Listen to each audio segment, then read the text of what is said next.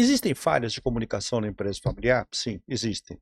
Eu diria para você que isso que eu vou falar agora, eu não tenho uma pesquisa para evidenciar esse número, mas eu te diria que, pela minha experiência, em cada 10 empresas, 9 têm problema de comunicação. E eu diria mais ainda, esse problema de comunicação está entre os 3 primeiros da organização. Veja que até hoje nós temos um grande problema na empresa. Todo mundo manda e-mail e ninguém lê. Você já reparou isso? Então a gente quer fazer, e é o único meio que a gente usa para fazer. Tem o WhatsApp, tem uma série de outras condições, mas ainda uma parte é o e-mail e muita gente não lê. Estou falando um problema microscópico na realidade, mas a gente tem problemas que são muito grandes nas organizações familiares, também por uma questão de conflito.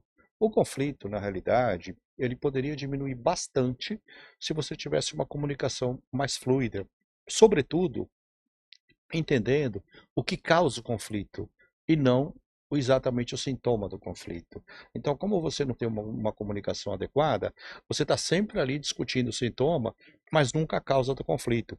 Então, o problema de comunicação, ele é muito sério, na hora da sucessão, ele se torna muito mais evidente, porque ali é uma disputa pelo poder, que evidentemente por várias pessoas que querem muitas vezes comandar a empresa, e os conflitos são aparentes. Agora, a empresa familiar, em geral, né, ela tem 3 fases. Quer dizer, uma primeira fase é a fase dos fundadores.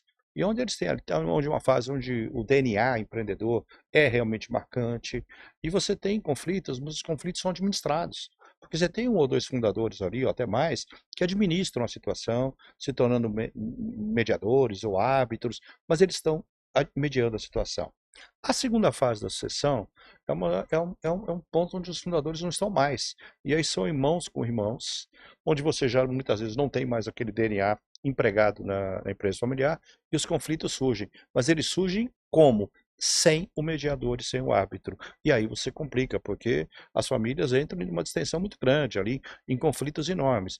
E numa terceira fase, você ainda tem uma dificuldade maior, porque são várias famílias, é o que a gente chama de sociedade de primos. Então você imagina, você estão 3, 4 irmãos, aí tem os seus primos ali sendo sócios da empresa, cada um com seus valores, já não tem mais uma liderança que aglutina as pessoas, que coloca numa direção comum, e muitas vezes a empresa vai ser vendida. Na verdade, eu costumo dizer que a empresa vai ser comprada, não vendida, porque você quer se ver livre daquilo para não ficar com aquela barra de gelo derretendo muitas vezes na sua mão.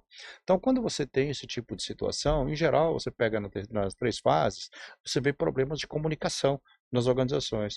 E a comunicação nas famílias é uma tragédia muitas vezes, porque as pessoas não falam, elas não têm a coragem para falar o que tem que ser falado, ou aquelas pessoas que têm coragem não sabem como falar também. Isso é um grande problema, porque você precisa escolher a hora para você falar, você precisa escolher a maneira pela qual você vai falar. Você tem que falar, a gente sempre tem que falar a verdade, sempre.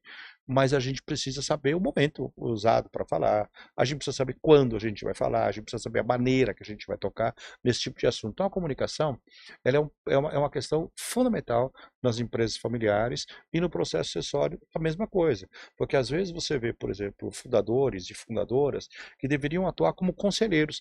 Não necessariamente o papel que a gente tem em mente quando a gente fala de conselheiro num conselho de administração, mas eu falo conselheiros no sentido de aconselhar as gerações mais novas, de desenvolver as gerações mais novas. São pessoas muito experientes e tem que colocar toda essa experiência para fora.